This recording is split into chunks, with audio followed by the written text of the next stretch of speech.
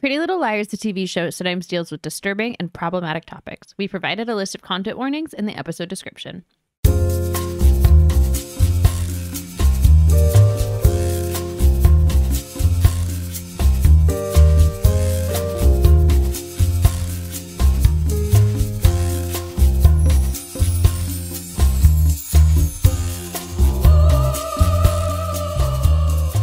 Welcome to Dead Ends. I'm Emily. I'm Brenton. And if you're watching the video, you can see a little quirky butt in the background. Nice. A little wormy woo. Yep. It's raining. He's having a bad day. Not a good day for him. He hates the rain. He hates getting wet. We had to go out in the rain, and he was trying to take us back under an awning to get under some stairs. So I had to pick him up and bring him all the way back into our apartment. Yeah, he's a little drama. Yeah. He doesn't like wet, and we understand. He doesn't like the rain. It makes him emotional, just like Spencer in this episode. That's right. But really, he was so excited to gather here to discuss Ashley running over Wilden. The best thing that has possibly happened on the show, maybe? I was waiting for this because I knew you were you're an Ashley girly. You like Ashley. I mean, who doesn't love Ashley? And this, I was like, is Ashley my new favorite character now? Maybe. Jump to the top of the list. The Marin women get shit done. Mm-hmm. And also Ashley, when staring down a cop who looks like he's about to draw his gun, says floor it. Well, I mean, what other option did she have? Right. No, I mean, but the other option would being of giving yourself up and going along with him. She's like, no, fuck this. Time to go. And we love it. Ashley says, "A cab, here's my tires." Unfortunately, though, where's the body?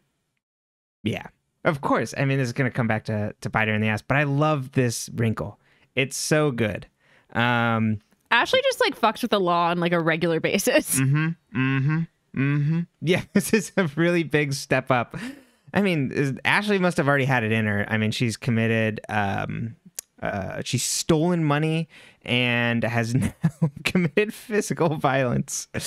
We love to see it. Over the hood or Mercedes or whatever the hell she drives. Women get what they want. That's right. Women get shit done. Ashley is the futurist female rallying cry. She's a single. She's bringing change to the Rosewood Police Department. I love it. It's so good. But should we jump into these episodes? Yes, we shall. Okay. Episode 67, season 3, episode 20, Hot Water. I have a note up top that this is the first time that we see, or at least the first time I noticed, that the brew is called Rear Window Brew. Doesn't that make you interesting? Almost like people are watching them, voyeuristic. What could be happening in there? Well, Toby lives above it. Yeah. What is Toby seeing? The friends are gathered there, and they all discuss that there's no word from Jason. Hannah wonders if since the NAT club is out of Rosewood, that A will maybe stop. Spencer says no way. Aria says, going forward, we take pictures of anything important since the photo is now missing. And I'm sure at the time, lots of fans were like, thank you. Yeah, the girls really took their sweet ass time being smart. Yeah. Do you remember how bad they were at this in the first season? Oh, well, I mean, I'd give them a break. They're new to this. It's funny to compare because you're just wow, Mona was just clowning on him. Yeah, she really was. Mona was playing chess. They didn't know the board was out. They didn't know they were attending A's birthday party. Club A. Camp Mona. Club. I almost said Club Mona. Camp A. That'll be the new sweatshirt design, t-shirt design. You're just gonna cross out Mona, MON, and just have the A in red. Yeah. Or you could just have Mona but have the A in red. Yeah, that's fair.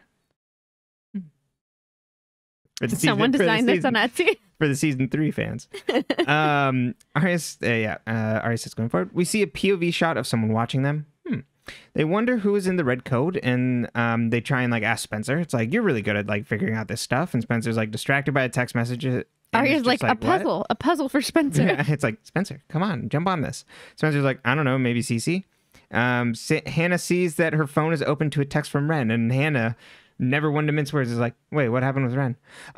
Spencer says it's nothing. Mona and I had a moment, and he saw. Spencer says Mona didn't cut the elevator since she was in a different county, where I was. And then there's a knock at the door, and Emily answers to Wilden. Emily says, we're closed, but he comes in. Wilden says, Jason's been saying nasty things about me. Hannah plays dumb until, Wilden pushes her on this, and then she says, we know all about your boat ride with Allison. Things get awkward, and Wilden leaves, and as he leaves, he says, Hannah, see you around. Aria comes home and finds the sheets folded and books sitting on the couch, and Wes gone. The next day, Ashley and Hannah are walking downtown. Ashley asks about Jamie, and Hannah's kind of passive about hearing about him, and Ashley wonders what's up? You were so excited about this. She sees Wilden shove Cece into his car, and he stares Hannah down. Ashley asks Hannah what's going on, and Hannah says she knows the girl got in his car, and Ashley says, what's the look he gave you? Did he talk to you again without me being there? Hannah says no. Ashley says, okay, I'll go talk to him myself, and Hannah's like, you can't. We're trying to figure out why he's always after us, and maybe him and Allison had a relationship. And Ashley says, don't go saying things like that. Of course he's mad at you. Ashley then wonders how Hannah knew the girl in his car, and Hannah says she was a friend of Allison's, and Ashley's like, well, stay away from her. Spencer is lying in bed, and Melissa comes in to try and get her out of bed. She says she won't keep covering to their parents that Spencer's skipping school, and the next time she'll tell them the truth when they ask. Emily and Hannah discuss Cece and Wilden. Emily says we have to confront her, and we have to be able to confront her, and Hannah's like what? In Wilden's trunk? Emily says he wouldn't grab her in broad daylight if he was going to hurt her. And Emily mentions that Jason contacted her, and he's at a friend's place in Virginia. Hannah wonders if Paige and Caleb told them everything, and if there's something else that they could use. They agree to talk to Paige after school. Hannah tells Emily about Jamie stealing the money. And Emily says, lots of people draw on money, Hannah. And Hannah's like, well, I just have to find out the truth. We don't follow back up on this, but I'm sure in the next episodes this will rationally play out. Aria enters Fitz's apartment, leaving a message for Wes, and finds Fitz there.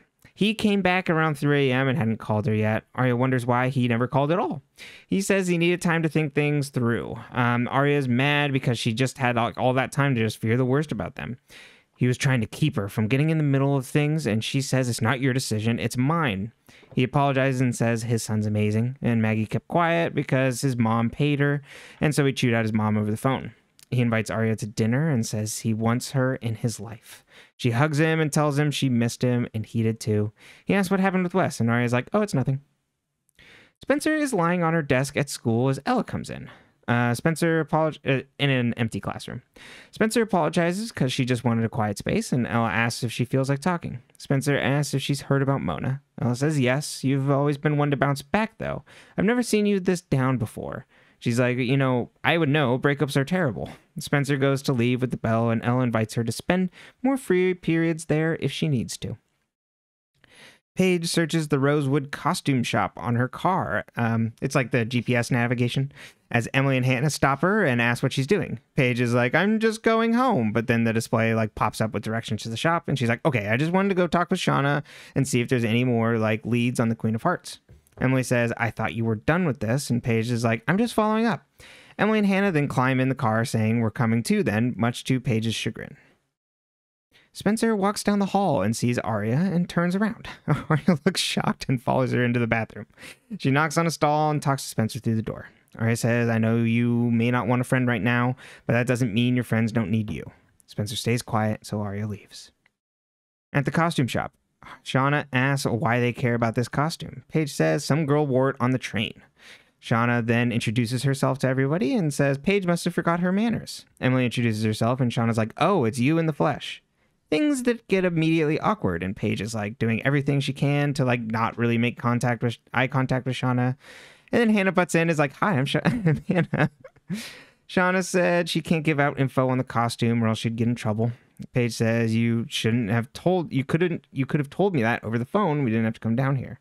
Shauna's like, oh, it must have slipped my mind. Paige then continues to look at the ground awkwardly. Shauna goes to show Paige and Hannah the Queen of Hearts costume on Hannah's request, and Emily looks up the costume rental on the computer. Hannah continues to try to distract Shauna until the shop phone rings and Shauna goes back, and we see Emily got out in time and sent the rental history of the costume to her email. Aria sits at the brew as Mama Fitz comes in.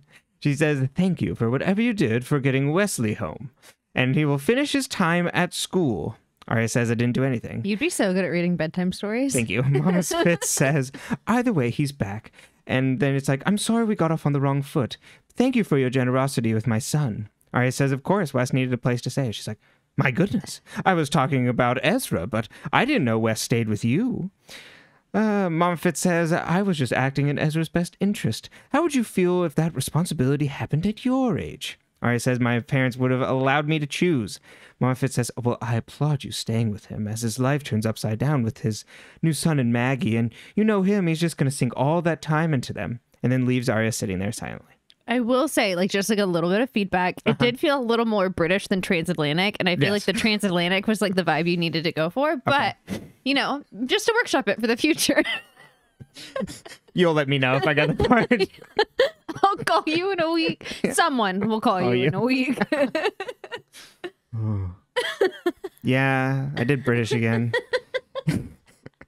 Hannah tells Emily that Caleb is looking into the credit cards on the file. Emily wonders if Spencer is so upset because Toby cheated on her. Hannah's like, he's loyal, and neither would Paige. So don't go thinking that. Emily wasn't worried about that until they actually met Shauna. Hannah says, we've gotten in the habit of thinking the worst of people. Doesn't mean it's true. Aria comes in silently and sits down and says Fitz is back, and his mom is too. Ashley's out to dinner alone. As a glass of wine is placed on her table, Wilden comes over and says he ordered it for her and sits down. Wilden says he's here as a friend. And she's like, we're not friends. He's like, we have a history. And she's like, ancient history. He says, I don't want things to get out of hand. Teenagers don't understand the ramifications of things. And if word got out, things could end bad for me. Ashley asks if there's any truth to the things that Hannah that has been circulating around. He says no. She says, we bought a glass of wine for the wrong person. Spencer sits alone at the brew as Wren comes in, asking to discuss the road trip. Spencer says, I used you to get at Mona, and I'm sorry. Wren says, I deserve to be used. I heard about your breakup, and with Toby out of the picture, I thought I'd have a chance, and he apologizes to her. He asks if Mona came in between her and Toby, and she said, or came between her and Toby, and she's like, you can say that. Wren goes to leave, and Spencer stops him. She said, it was nice on the road trip being with you, and then Wren asks her to dinner. Don't date your doctor if you're in high school. Yeah. I mean, just in general, if you're going to date your doctor, find a different one to go to. Fair enough. You can date a doctor, but you know. But yeah, most doctors aren't like following around. It's like, oh, well, I heard in your medical history that you had a breakup. Aria tells the friends that Mama Fitz I always forget they put that on your chart. Exactly. Let's see on here. I see you got married recently. Aria tells the friends that Mama Fitz isn't wrong about Fitz's son, being in the picture. Aria's freaking out, or the other son being Wes. Aria's freaking out, and the friends tell her it's going to take some time. Aria wonders about Wes, and Hannah asks if there's something she's not telling them. Aria says, we only went there for a second, and I just missed Fitz. So it was a mistake. And then Emily says, you're talking to everyone in the family except the one that matters. We can now start to play my favorite game in Pretty Little Liars, which is, have any of them not cheated on someone? Mm-hmm. Hannah? Mm-hmm. Because they were broken up? Spencer's is blurry. Yeah. They were broken up, but they weren't, you know? Right. She just ran down the street, and then there was a British man there going, hello. And I mean, who's not going to lock lips with the British man as soon as you run into him? Right. That's why I can't go to the UK. Yeah. Could you imagine? No Atlantic flights for us. That's why you can't do the transatlantic accent. Exactly. We won't be traveling. My deep, deep fear. No. I keep my lips to myself. Right. I understand. And you. Mm-hmm. Sometimes, if you're nice. Spencer and Wren walk home from dinner. Spencer laughs about burying a paperweight she stole when she was younger. She buried it in her backyard because she felt so guilty. Wren has to leave because he's covering a shift. They agree it was a nice night, and Wren goes to kiss her, but Spencer's like, oh. And he apologizes, and then Spencer comes back in and kisses. We see someone watch the two of them. Aria walks into Fitz's apartment to see Mama Fitz and Fitz arguing. He's arguing with her over not telling him about Malcolm. Fitz says you don't get to manipulate Aria too, and you can't swoop into my son's life like this past 7 years haven't happened. She goes to leave, and he stops her and tells her to give him the key she made because I know you definitely made one. She gives up the key and leaves, and Fitz apologizes to Aria about that she had to see that, and Aria kisses him. Paige asks Emily why Shauna got in trouble for emailing confidential information. Emily says we needed that info. Paige wonders why she's pushing so hard and what other info she has. Emily says this could be bigger than Mona. She could be working for someone we thought it was Cece, but now we don't know. Emily says I didn't say anything because I was being protective, and tells Paige she has to come clean too. Paige says she dated Shauna over summer while Emily was in Haiti, and I didn't want to tell you and hurt you. But she was just a substitute for you. Now I have the real thing. She tells Emily she loves her, and they kiss. Spencer walks home and sees someone in a red coat. She goes to follow, but loses them. Hannah's in her room listening to music and misses a call from her mom. Ashley leaves a message saying she just saw Wilden and they need to talk. Ashley gets in her car, and we see that Wilden is in a car behind her and follows her. Spencer comes home to Melissa. Melissa asks what got her out of bed, and Spencer's like, I needed some fresh air. Melissa says, I know it's none of my business, but no company is better than bad company. And Spencer's like, what? And she's like, I bought Wren that cologne, and smiles and leaves. I love Melissa. It's hard to pick my favorite petty queen on this, but Melissa usually Melissa is the pettiest, I think. Mm-hmm. And it's great. Aria asks if Malcolm knows he's his dad, and Fitz says, not yet. We're trying to ease him into the idea. Fitz gets a call from Maggie. Which is the funniest fucking thing I've ever heard, because he's Who's 7. This guy just hanging around. Oh yeah, I guess you could be my new dad. Oh wait, you're my original? Fitz, I don't think the kid would understand that. He's 6. Right. He's like, oh. Okay. Cool. Fitz gets a call from Maggie and Mama Fitz, and he says Mama Fitz owns Maggie's condo and is going to sell it. Ashley gets pulled over by Wilden. He asks if she's been drinking, and Ashley's like, you know I haven't. He's like, I saw your table, and you had wine there. Step out of the car. And she, talks back to him, and he's like, are you refusing an order from an officer? We see that his car dashboard camera is recording them. Spencer gets into the shower sauna that she has at her home. Very fancy. Rich people shit. Yeah, turns on the sauna, and we see a hooded figure walk by. Wilden says they need to talk about Hannah and asks if she can keep her quiet. If you talk, I talk. Ashley goes to walk away, and he grabs her arm, and he says, this will be a lot worse if Hannah talks. She says, what will your lieutenant think when he hears about this? He says he's not going to think this through, Ashley. Ashley pushes him off and says, how do you live with yourself? And gets in her car and tells him to get out of the way. He says, either you shut Hannah up or I will. And he puts his hand on his gun. So then Ashley runs him the fuck over and drives off. And we see that the dashboard camera on the cop car was recording her leaving. All of this episode, I kept looking over at Brenton and watching him because I was waiting for this. And he kept being like, what are you doing? And I'm like, nothing. Oh, you'll see. Emily arrives at Cece's house and finds the doors open. She finds Cece inside packing her bags and says she's going anywhere fast. Emily asks if it's about Wilden, and she's like, duh, I thought you could keep a secret. Is there anyone in town that you didn't tell? Emily says she saw the picture of them on a sailboat. Cece says she thought he was cute, so we asked if he could take us for a ride. Emily asks why she lied. Cece says, I thought Wilden got her pregnant and killed her, okay? Emily asks if it's true, and Cece's like, I don't know. And Wilden is going out of his way to deny it, but Allie could also tell a good lie. Emily asks why she didn't turn him in, and Cece says, to who? Like his fellow police buddies? Fair point. Mm-hmm. Emily says, Jason saw you the night Allison disappeared and asked why she was there. Cece's like, Allison called and was freaking out over some videos and people wanted them, and Spencer's sister wanted them more than anyone. She went over there and Melissa wanted her to talk to Allison. Allison left to get the videos, and that was the last I saw her that night, and she was gone the next day. Emily asked who took the sailboat picture, and Cece says, Melissa. Yes. And Brenton went, yes. These are very cathartic episodes. Yeah, he's having a good time. I told you season 3 was going to bring it, baby. This is a banger. I do think it peaks in the middle, but the answers you get actually you're like, okay, we're doing something. Yeah. This is good stuff. I can't tell you if the threads continue to unravel in any sort of orderly fashion, but... There's no guarantees in life, but at least we have this episode. Spencer can't turn off the sauna as the temperature continues to increase, like all the way up to like 125, and it's like beep, beep, beep. She finds that a plunger is stuck between the door and the handle, and she can't get out. She sees a note from A written in steam on the mirror saying, "Steamy with Wren, steamy with me."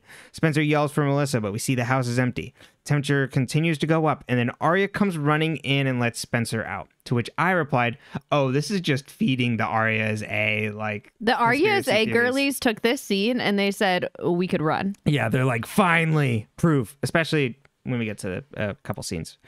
Hannah comes down to get something out of the fridge and is surprised by Ashley sitting alone in the dark. I love this scene. She doesn't respond to Hannah, so Hannah asks what's wrong, and Ashley's like, "I think I might have killed Wilden." Aria brings Spencer water and says, "I'm going to stay with you tonight. Thank God I got your text." We didn't see your text, Aria. What text? Spencer says this was revenge for hooking up with Wren. Aria wonders why Mona would care about that. Spencer asks her to call Hannah and Emily and says, "I know who's helping Mona."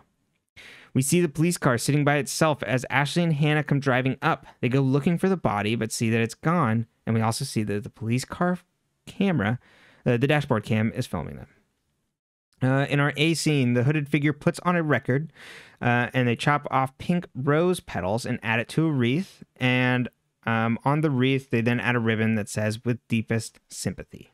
The end. That scene with Aria and the scene early in the season when Ramona goes, "Hey, Big A."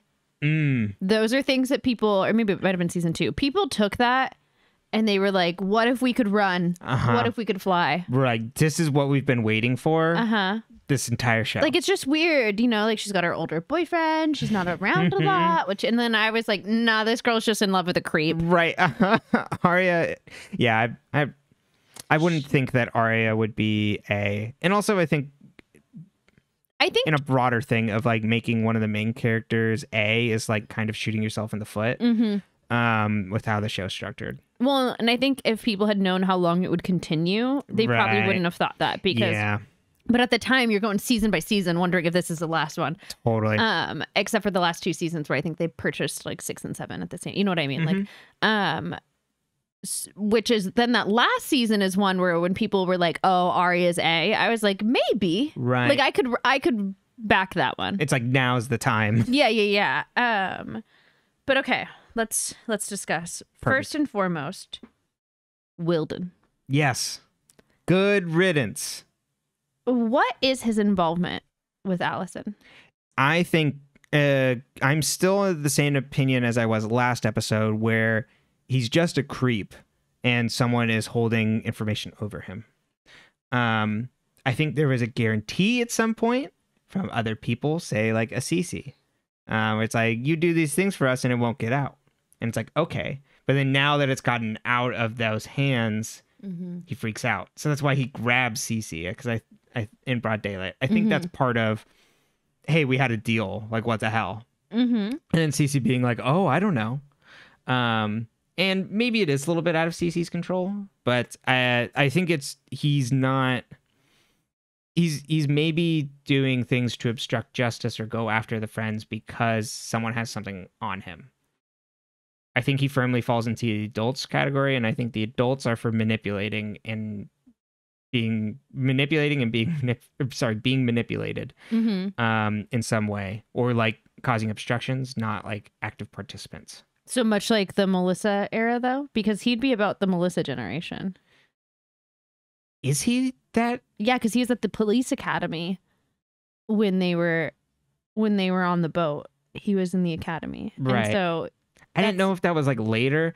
So I mean, it could have been a late in life career choice change, but from what I understand, it's usually a pretty young. Right. So the whole police academy thing really throws me off because I always thought he was older. Welcome to Pretty Little Liars, where time and age convoluted. Yeah. It's like anime. It's just like, he's an adult, and then you look there, it's like he's 22. But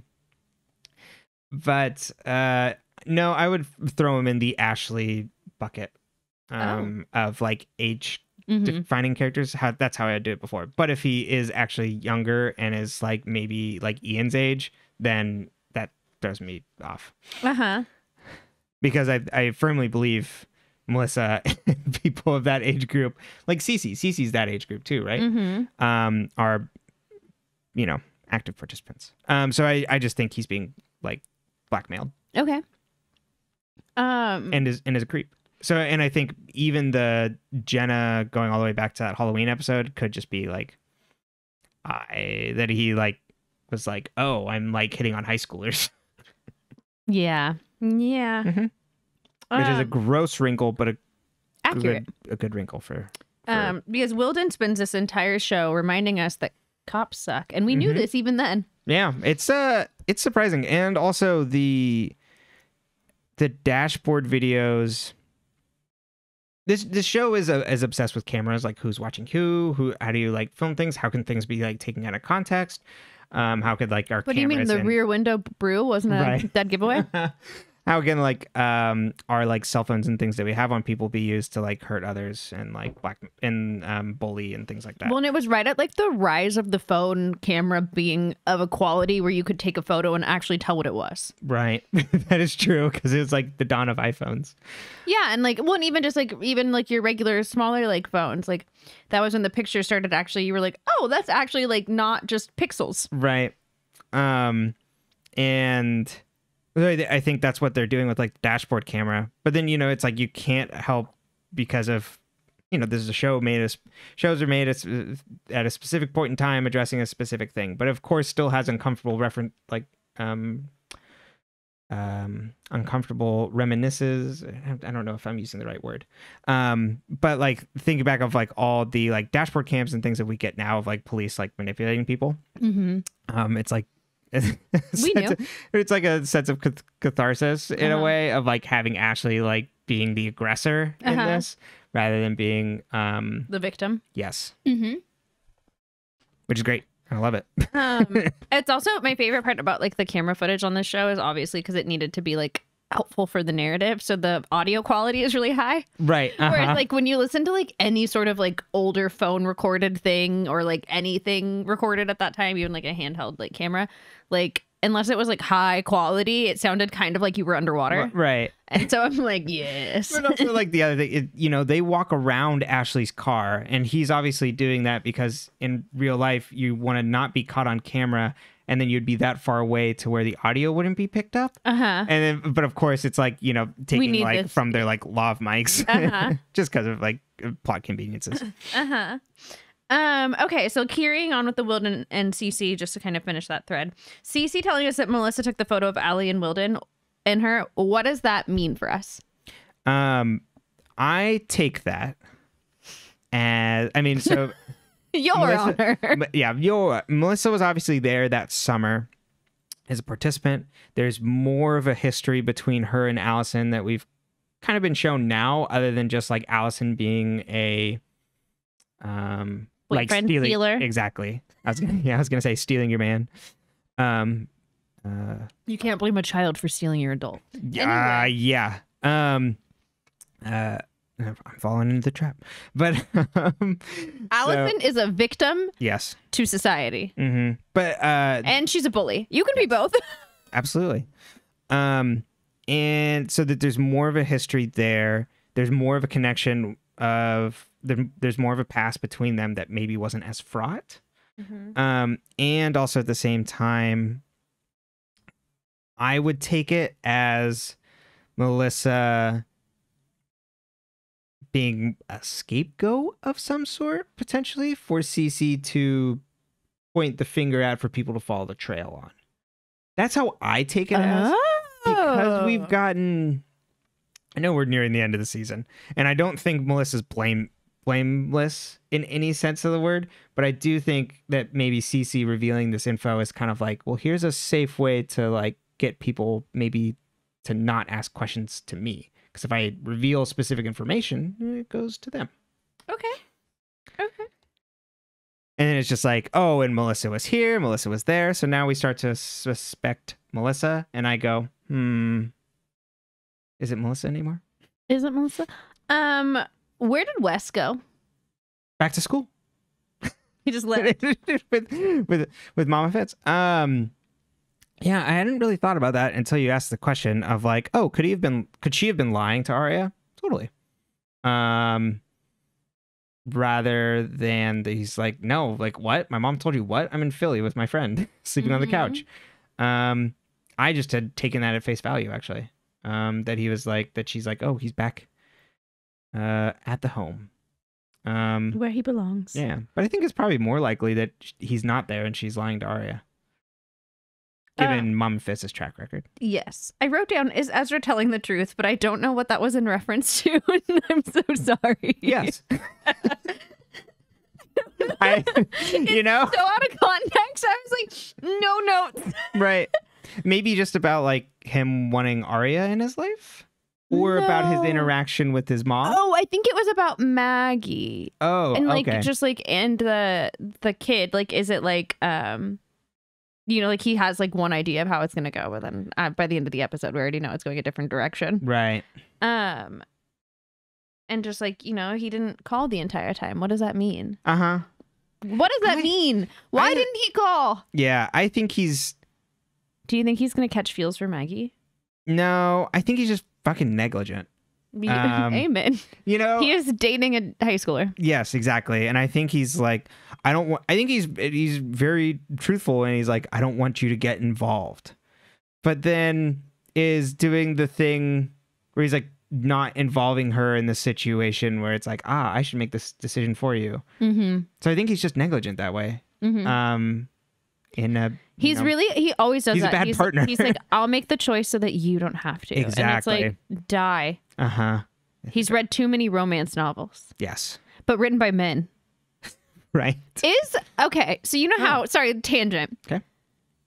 You remember how I hate The Great Gatsby? Yes. It's one of my least favorite books of all time that I've had to read. Is it a romance novel? Is that just a men's romance novel? Romance, when I think of romance novels, I think... Do you always think of A Happily Ever After? No, I think of like... Sexy scenes? Exactly. Oh. But it's a romantic story. It is. And they don't end up together. Mm-mm. So... It's like if 500 Days of Summer sucked. Take that, Great Gatsby. That's right. Mark Summers above you. That was my manic pixie dream girl.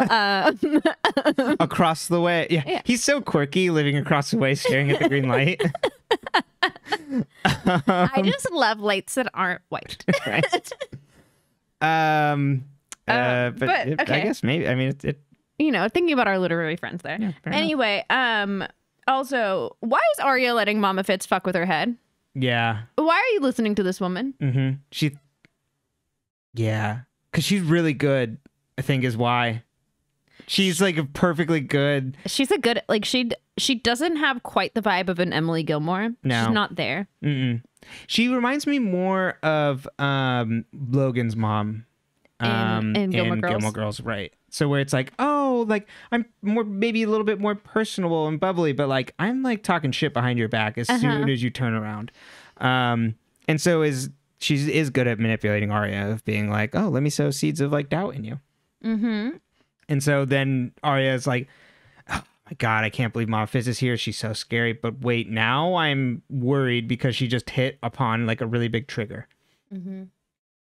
And my boyfriend won't talk to me. Yeah, Ezra's like a man who reads, he writes, but communication, not his forte, baby. No. Ezra's not going to tell you how he feels. He's going to write a story about it. And no wonder. And he's not going to let you read it, so you still have no idea. So no wonder Aria's spinning in circles. She doesn't have backup.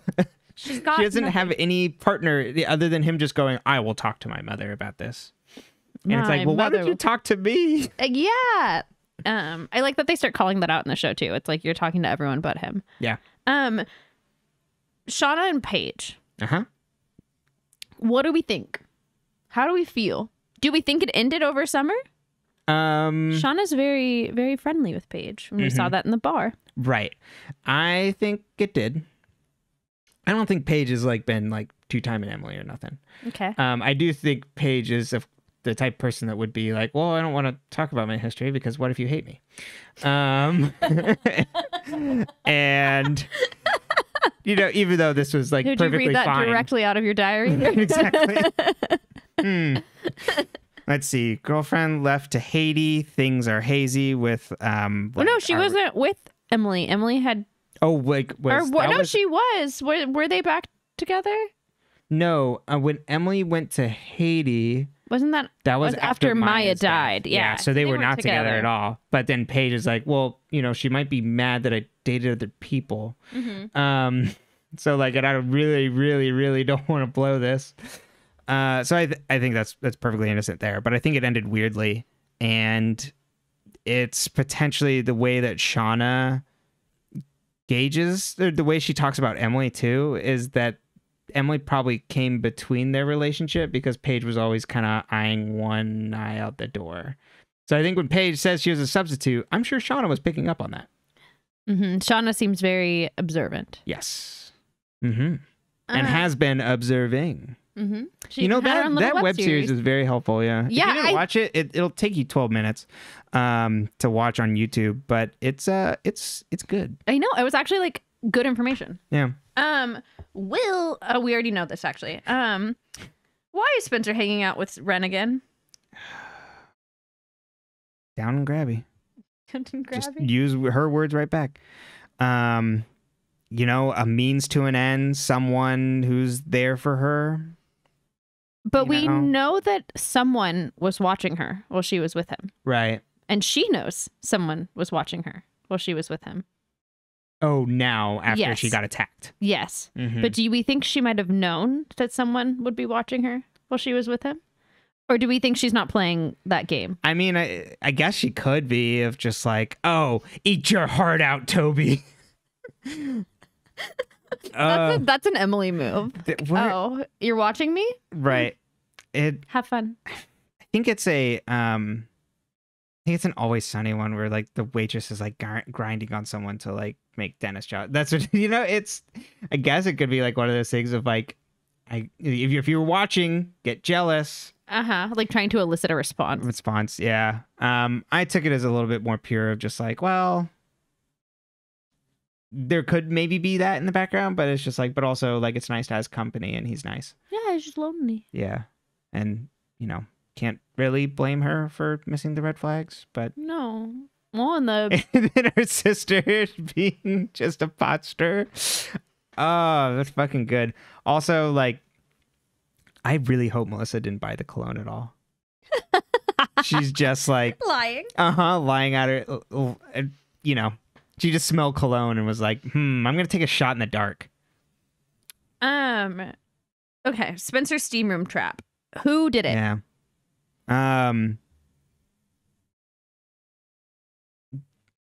It's so violent.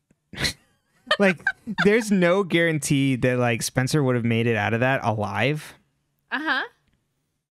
So in my conception of how things are going, who did it was going to be nearby to get her out when she passed out. Right. Did Melissa do it and get called away somehow? Maybe. Or was she waiting? Right. Till like the last moment.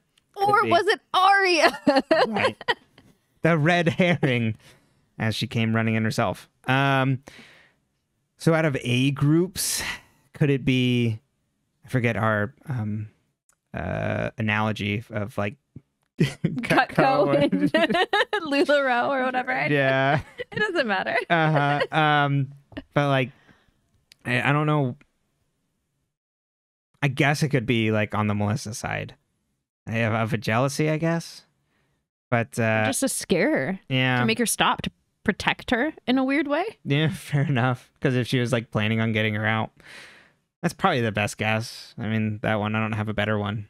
You don't think it was Tobias? No.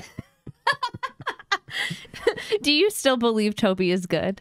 Well, even if he isn't, I don't know if he would jump to like immediate assault. Okay. You giving me a look? I say nothing. Well, it doesn't matter. He's dead. All right. These are kind of some fucking great episodes. They are. What a goddamn turn the next episode takes. What I really like about this show is, much like late Riverdale, it really commits to the idea that this is a soap opera in modern times. And I like a teen soap. That's basically what these are. Yeah. Nothing is better. Okay, final question on this episode, and then we can move to the next one. When did A go to florist school? Because that was a beautiful arrangement. Yeah. It was done so well. And was that Toby? You know, he is a carpenter. That's true. But Mona, like Jesus. That's right. As if those had anything. He's gonna rise again. Toby has died. Toby has risen. Toby will ride again. Exactly. Yeah. Oh, my money's on Mona. That seems like a Mona. It just seems like a Mona move. What can't Mona do? It's petty. She's a boss babe. She rocking it. All right. She gaslights, gatekeeps. She is a girl boss. That's right. Episode 68, season 3, episode 21. Out of sight, out of mind. Emily comes in Spencer's house. Aria mentions that Hannah won't answer her texts or calls, and Spencer says she's been warned not to tell them. That it's like we can move forward like when Hannah get like, and we can like loop her in later. Spencer's like, I've been warned not to tell you, and I've known about this for a few weeks, and I wanted to be sure, but I didn't want it to be true. And she's like, Toby is A. Emily puts on her what I put in quotes, right, what's all this then face. Her it's my first note is like Emily's Toby's A face is Emily's like no. Yeah. Oh God, Spencer's hitting the sauce again. Right, like what?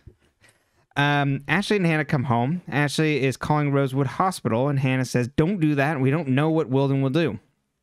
Ashley's like, I hit a cop and left the scene of the accident. Hannah says, once you tell the police or your lawyers, there's no going back.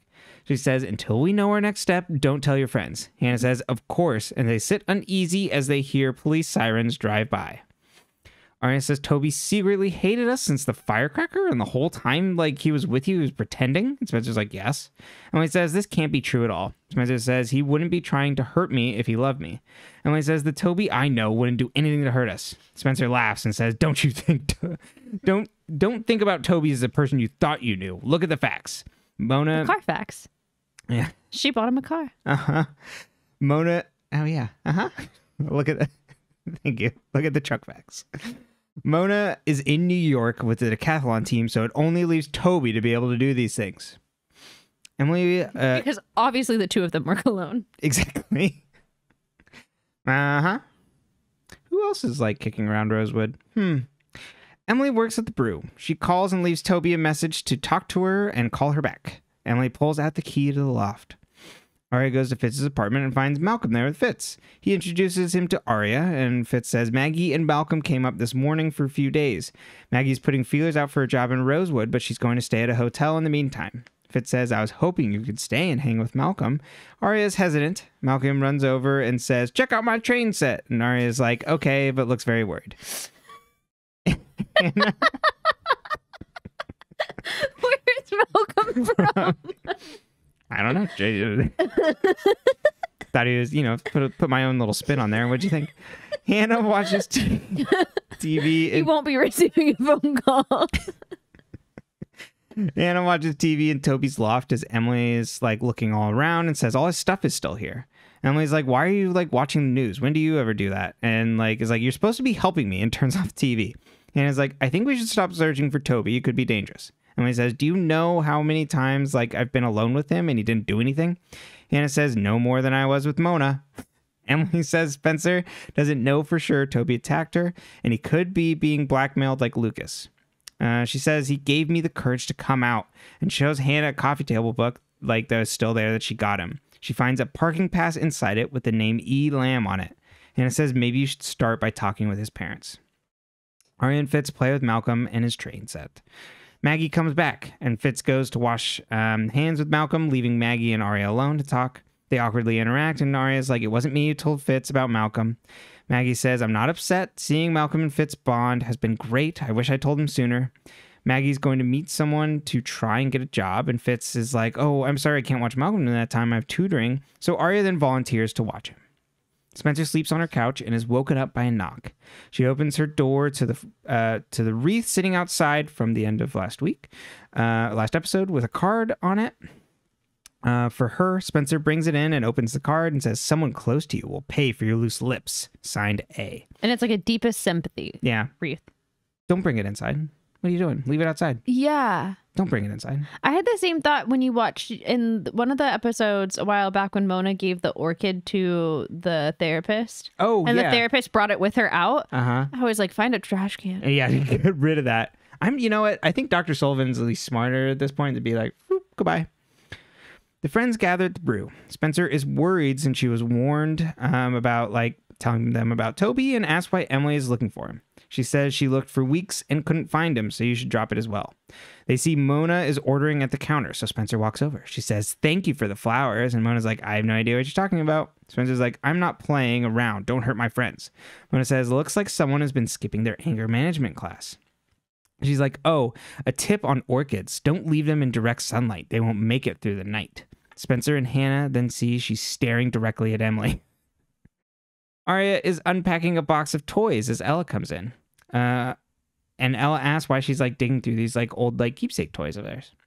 Aria says Emily is babysitting and needs toys to keep a boy occupied, but then corrects the lie instead to that Hannah is actually babysitting someone since Emily has a job.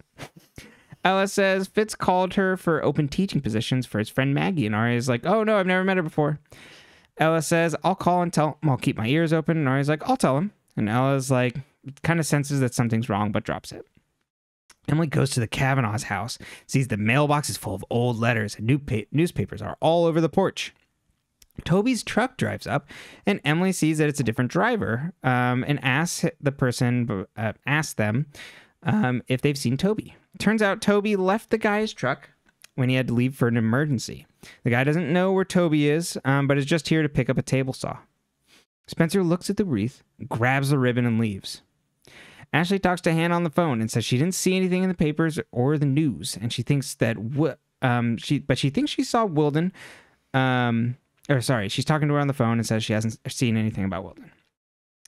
She thinks she sees Wilden cross the street and almost get hit by a car. When she looks again, he's gone.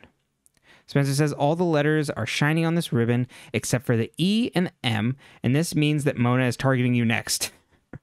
Spencer says she's going to stay with Emily the rest of the day, and Emily's like, I'm not ignoring this, but we don't know what this means, and I have swim practice and all these other things, and eventually I will stop looking for Toby.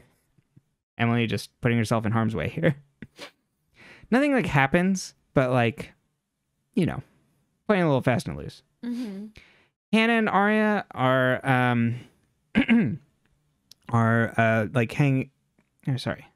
Hannah and Aria are at Fitz's with Malcolm, who's playing on Aria's phone. Hannah asks what will happen if Malcolm and Maggie move here, and Aria's like, I don't know, but we'll figure this out. Aria says if Toby is working with Mona, we must have missed signs. Hannah says, how did Toby find Dr. Sullivan and bring her back the same night Mona got caught? And she was the one who diagnosed Mona with a mental disorder, which got her sent to Radley instead of jail. Hannah hears sirens squawk and a car drive around the block. Aria asks if everything's okay, and Hannah says, yeah, I gotta go, and leaves. Emily's with her mom, and Pam says if Toby was missing, his parents would have filed a report. Pam says you should just let this go. I don't trust Toby since he started that fire.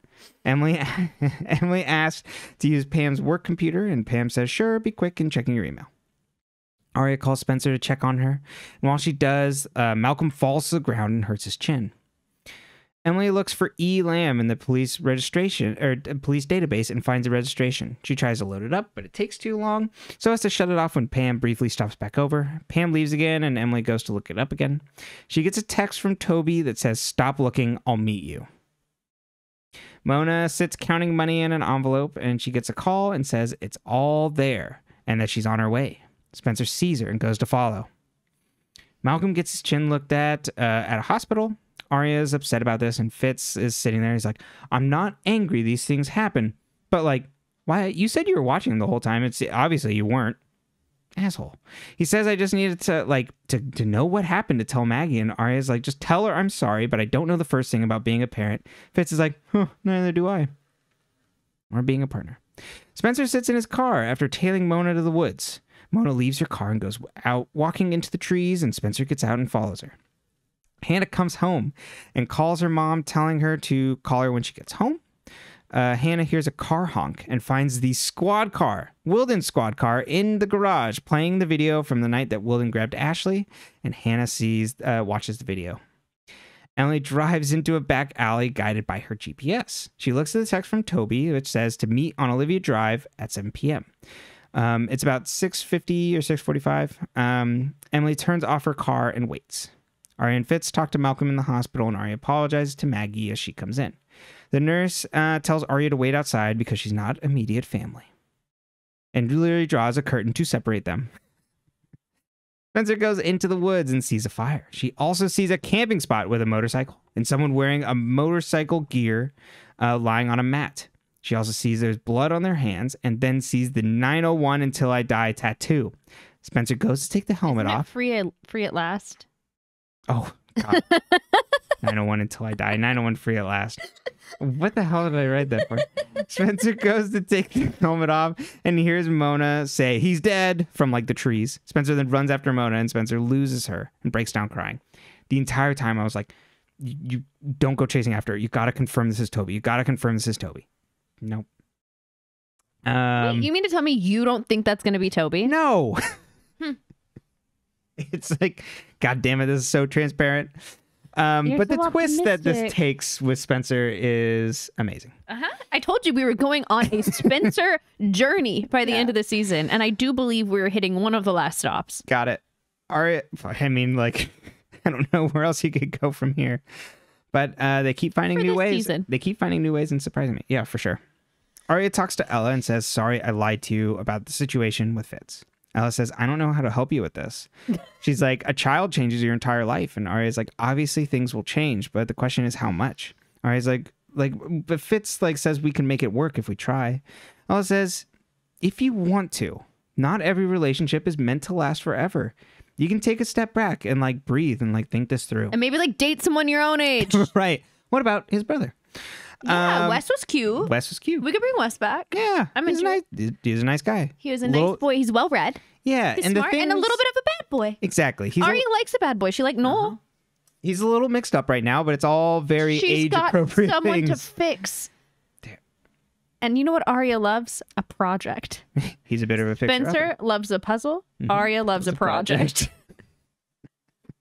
I mean, I guess like, how could you go from like the 5,000 piece puzzle that Fitz is to like the 500 piece puzzle that Wes is? With ease and joy and a less sore back. Fair enough. Do it for yourself. Emily looks at the clock and sees that it's 9 o'clock. She's been sitting there for like 2 hours. She starts her car and sees a red coat move into a building. She goes to follow, to which you said, like, how long was this like red coat like waiting there for her to start her car? It's like, Jesus Christ, she's going to sit here for another hour? She goes inside and hears power tools and music. Emily sees that this is kind of like a workshop and sees the same guy who had driven Toby's truck. I know like where this is going, but when you said workshop, I was like, Santa? Yeah, exactly. Red coat. They're all elves. Must be Santa. And the guy asks what she's doing here, and she says, "Toby texted me to meet here 2 hours ago." The guy says he's not here. This is my workshop. Emily asks if he saw a blonde in a red coat, and he's like, "Sorry, no blondes or Toby's here. Sorry, Emily." Emily's like, "How do you know my name? I didn't tell it to you earlier." He then is just like, "Oh, shit." And he's like, "I gotta get back to work." Hannah and Aria talk about Wilden's car being in her garage and wondering if he did this. Or sorry, if A did this. Aria says, "Is he dead and A has his body?" She says, "Tell your mom about A." Hannah says, "Our moms are different. My mom, like, hit the accelerator, remember?" I don't know if this is safe to tell her. Aria says, "Your mom is already involved. She's on the video." Hannah says, "Get in your car and follow me." They should tell Ashley. Just for the record. Emily walks back to her car and sees her driver's side window smashed with an envelope labeled for her. She opens it and finds a coffin lockbox with a note that says, "Toby is no more, signed A." Emily then also finds a pamphlet for Toby's funeral service. We see Wilden's car being pushed into the river by Hannah and Aria. Aria's like, "We should not do this," but Hannah is insistent and then pushes it the final way into the river. They see it in the water, but it's not sinking, and they wonder what happens, or Aria wonders what happens if it doesn't sink. They worry what will happen if it gets traced back to them, and then finally it goes underwater, and they see a light flash in the car underneath, and they get worried, but then the light eventually goes off. Hannah comes home to her mom worried, and Ashley wonders if she's all right.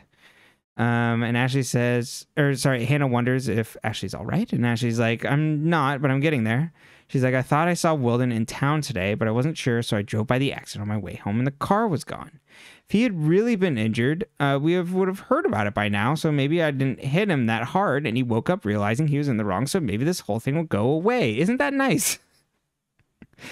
The power of positive thinking, I guess. Fitz talks to Aria about how Malcolm is doing just fine. She had a little Eckhart Tolle, next thing you knew. Right, exactly. You know, you shape your own reality, Ashley, just like those positive things. And he says Malcolm's doing fine and invites Aria over. Aria's like, I'm helping my mom with things. I'll call you later.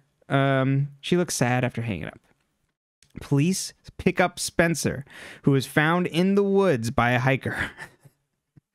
Aria and Hannah talk to Emily about the cop car, and Emily says, Aria, you're supposed to stop Hannah from doing stupid things. They wonder if Wilden's alive and on the A-team. Hannah wonders what's up with the Toby pamphlet, and Emily wonders if it's her fault. Aria wonders if he wants us to think he's dead, and they wonder where Spencer is. We then see where Spencer is as someone opens up a door and serves Spencer like hospital foods that she shares off in the distance in her new spot in Radley. We see a man fishing. The man reels in a rosewood police hat. The end. Okay. Which isn't really like proof of anything because like Wilden wasn't wearing a hat. What? It would have been in the car, I guess. It was in his car. There was a hat in his car. Okay. It was on the seat. They showed it like when they show the inside of the car. Okay. What's better, shocked Pikachu or Emily's Toby is A-face? That is a really good. Well, like Pikachu is shocked. Emily is like, no. Exactly. They're two vibes. Right. The two. Exactly. It's the comedy and the tragedy masks. It's so funny. Emily's like, no. She Not just refuses to believe. Toby. Exactly. She refuses to believe it. You know who she reminds me of? The other Catholic on this podcast here? You. I was like, oh, you're a practicing Catholic? She just like me for real. Uh-huh. Yeah. No, we both know that he's in the right. Maybe she shouldn't be like trying to like find him though.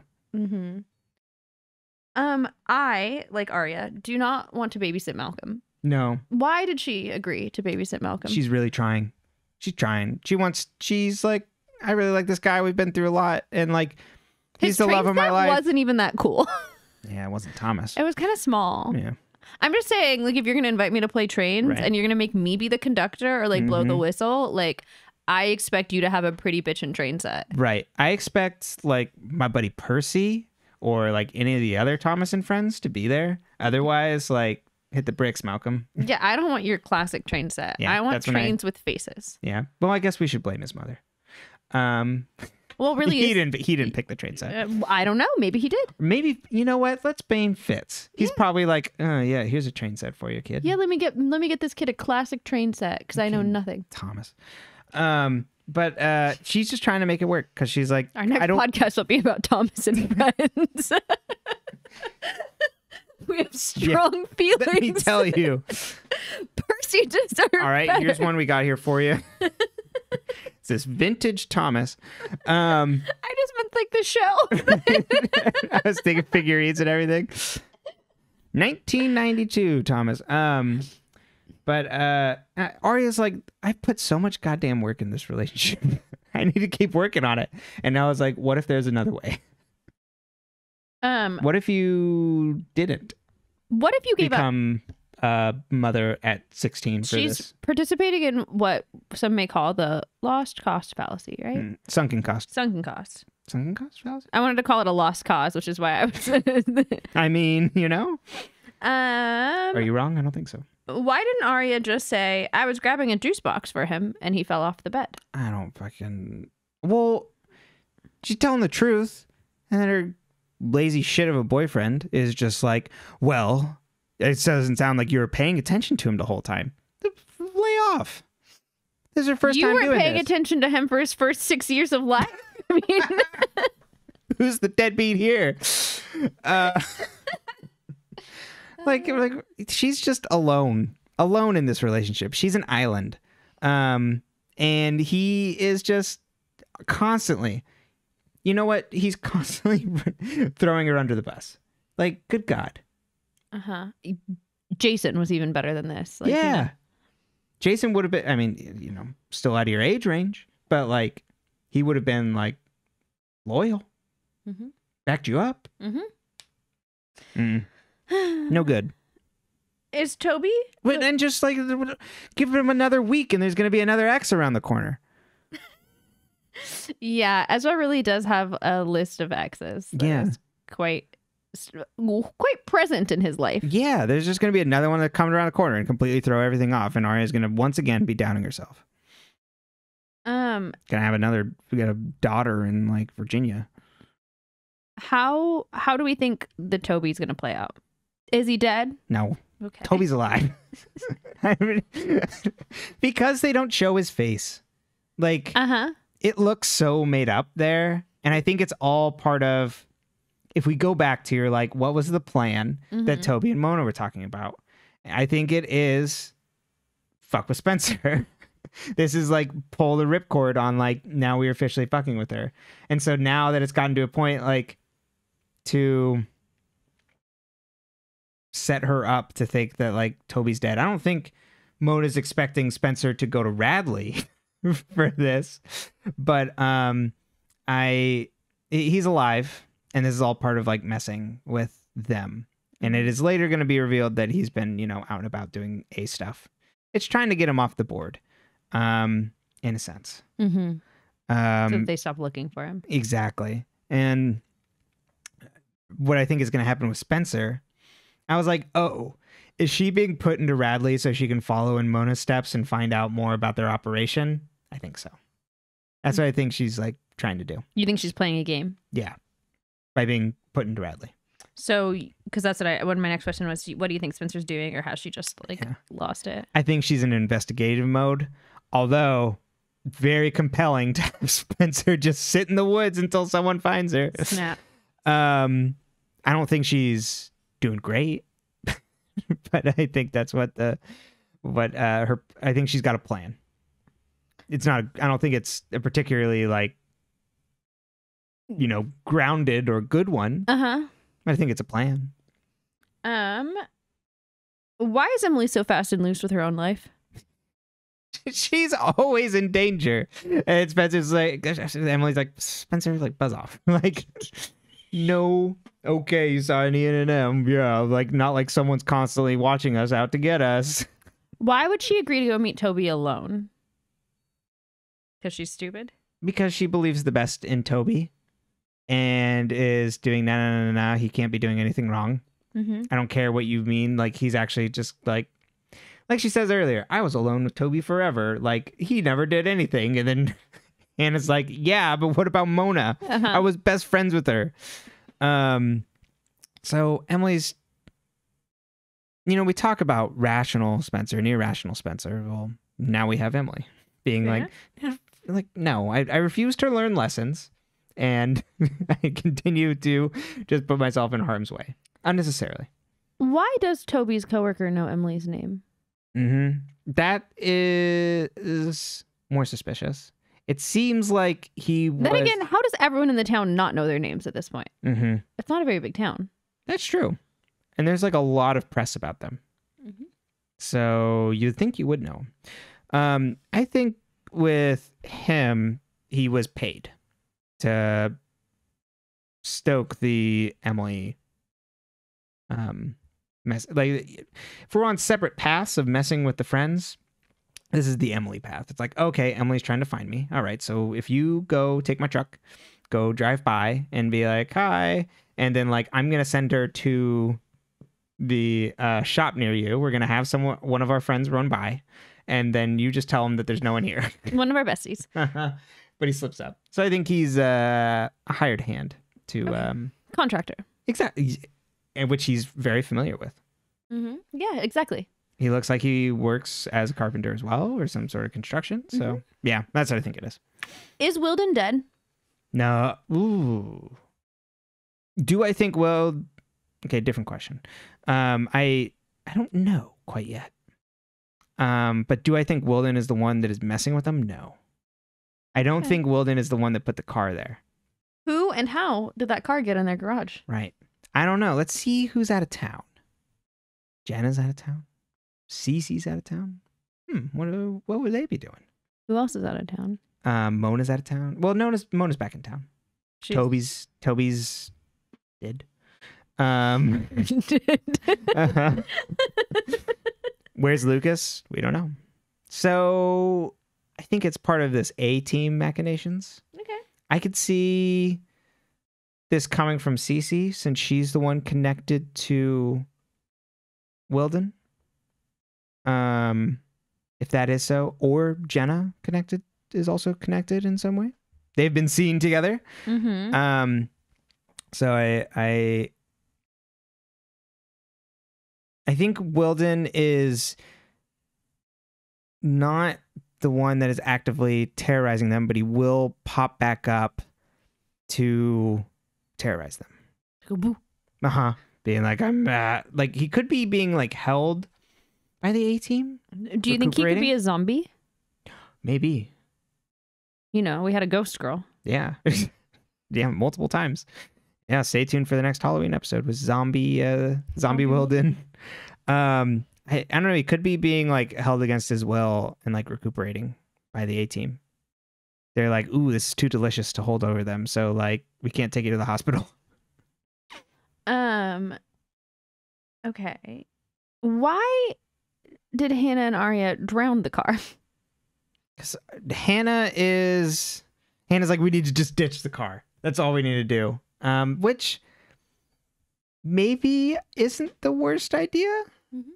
Because how would you explain the car being at your house and then your mother running over the person who drove the car? Yeah, and the prints and stuff. Yeah.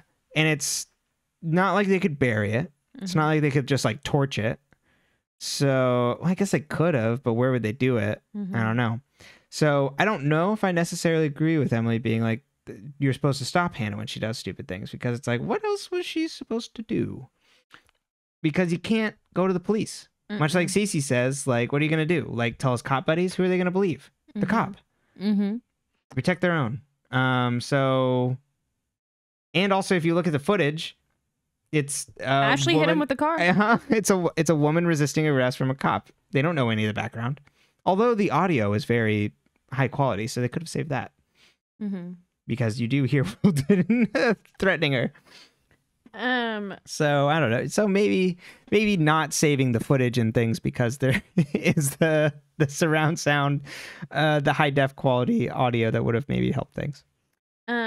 Ashley, maybe I didn't kill Wilden. Hannah, maybe JK, I sunk the car. Like, it's a vibe. The Marin women are a vibe. They are absolute chaos, and we love it because they're all action.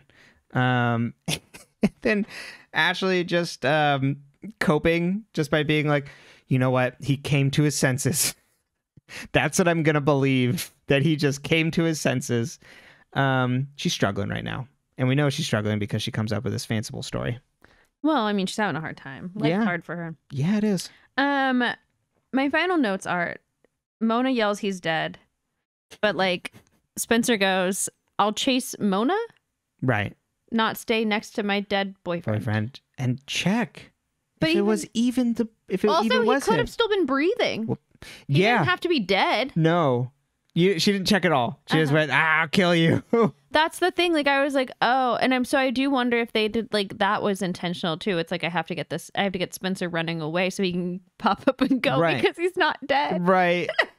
That is true. He's just like, they could have pulled the helmet off and it could have been him. Yeah. And just like, stay still, lie still. Yeah. Cause I'm assuming next week it's like, we didn't find a body. When she's like, well, did you, like, explaining to the nurse or something? It's like, well, I came upon a body. And they're probably going to be like, there was nothing found there. Yeah, that scene is just so transparent to spin the mystery that it's just like, But I like where it goes with Spencer at least. But it's just like, God damn it. And then also just Mona in the woods being like, he's dead. Throwing her voice. And then last but not least. But also, where'd the money come from? What's the money for? Wasn't money Jason gave her? Oh, maybe. Last but not least, how long until Aria and Ezra inevitably break up again? Oh, let's say next week. Okay. Seems like we're trending in a bad direction for them. So let's go next week. And then we've only got a couple more We've got 3 more episodes. Yeah, so this will go up week before Christmas. And then we've got not week before Christmas. The week after will be before Christmas. And we'll have post-Christmas. So finale will be, you've had your Christmas, and if you celebrate, you got your gifts. You're waiting for your New Year. You got one more gift from us. We wrapped it under the tree and put it there for you. Happy Christmas. Happy Christmas, hey. Okay, before we completely descend into Christmas chaos, do you want to take us to your theory corner? I would love to. God, which one is it? Let's step into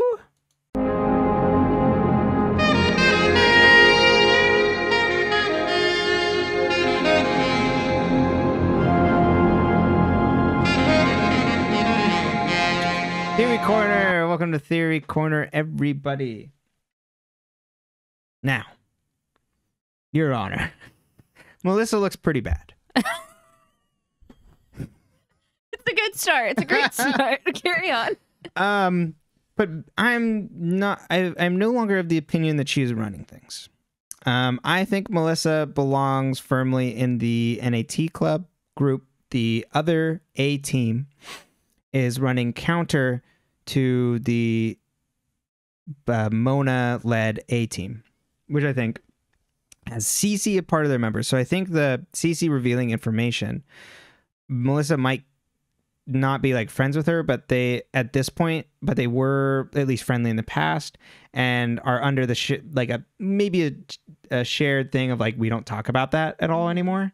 And so Cece revealing that information, Melissa would probably be like, what the hell are you doing? Like, pull the ripcord. Exactly. Yeah. Why are you like telling people about this? Like betraying me in a sense. Okay. But I don't think Melissa understands that she's part of the separate organization that is running A things. I think if anything, Melissa is also an NAT club target. Okay. And I think it makes more sense, according like coming off of your theory, that the Spencer attack is a scare to get her away from Wren potentially. Which I guess could be Melissa, but I'm firm. I've got a one-track mind right now of like Mona running all these things. But I also don't think Cece is Redcoat. As much as we're seeing a blonde and a red coat run around as Big A, I have a hard time thinking that it's Cece at the moment, and that I think that the blonde hair would be a wig to throw people off, because they're supposed to be remind them of Allison. Okay. And so that I feel like having a wig on that person would be the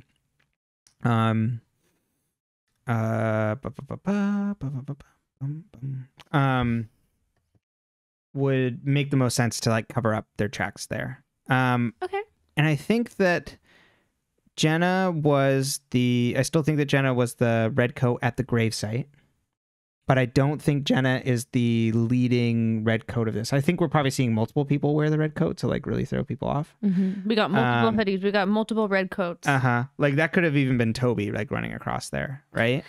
Like, you can't really tell because it's from a distance. I just like imagine like, because Toby's kind of tall, just like a Toby like wearing like the same coat that like you'd put on like a Jenna. Right. So but maybe Cece was the red coat that Emily saw this week. I could see that. I don't know if I'm missing anybody else to like really throw in there. Going back on Wilden, he is being manipulated. I think potentially being held by the A team at the moment while they use like his squad car and things to taunt the friends. That squad car is going to resurface and of course cause more havoc. That's going to like pop up on the news like squad car found in the Jungle Cruise River. And is going to, of course, cause more chaos for Hannah and Ashley. And Ashley's going to be like, what the hell is this? Mm-hmm. Yeah, if there's any other machinations this week. So who is Big A? Boy, that is a tough question at the moment. I have a really hard time thinking of who Big A could be. I guess my best guess would be Jenna, but I don't think that aligns with my wider theory. I think Jenna is on the NAT club team being harassed. So Allison, not dead, potentially, as a, like, we're getting revenge on these people that, like, attacked her and stuff. And using the friends as the catalyst to go after them. I still like that theory. Mm-hmm.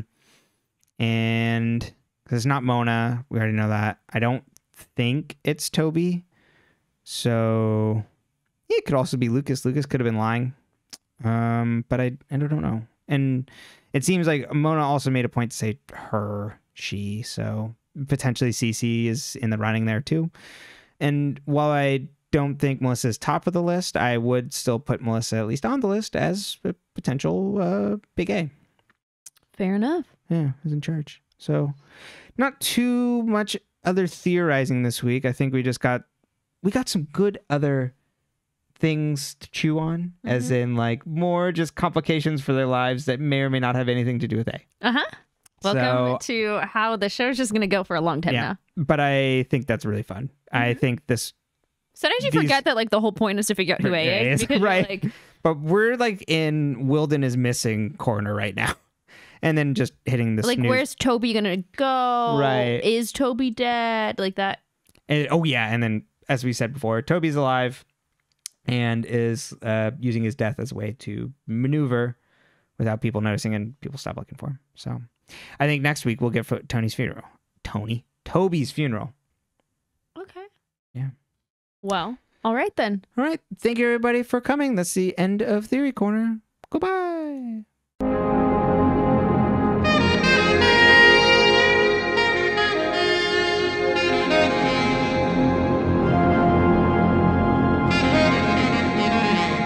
are they going to do a funeral if that's not Toby's body? Closed casket.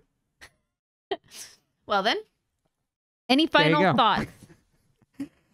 No, these were tremendous episodes. I don't have much more to say about them. They were just fucking fantastic. Got a great time. Season 3 is like the best, I think. Let's go, Ashley. And I'm excited to continue on this weird nebulous path of, like, I killed someone. Oopsie. So basically now we know Emily's killed someone, Ashley's killed someone. Yeah. Counting up the bodies. Anyone else? No. Hannah survived. Ashley literally got in her car and said, call an ambulance, but not for me. Well, on that note, any final thoughts? Nope. Any final plugs? Oh, yeah. You can find this podcast, if you're listening to the audio version, on YouTube at dead_ends. You can also find this on all your podcast platforms of choice at Dead Ends. We're also on Twitter at deadendspcast, if you just want to see when new episodes go live, or, like, weird if something pops up with our schedule, or just stay off of Twitter. That's totally fine. I do. Yeah. You know, can't blame you. You can also write in if you just have general questions about the show, or even just want to, like, ask about, like, other random, like, TV show questions and stuff. Just, we'll take all comers to deadendspcast@gmail.com. You can find that email address in the description of all the podcasts too. So, yeah, just any sorts of questions about, like, Pretty Little Liars, or just, like, you know, general thoughts on things. I think it'd be fun. Also, feel free to like, comment, subscribe, review, share, whatever your options are on whatever you're listening to.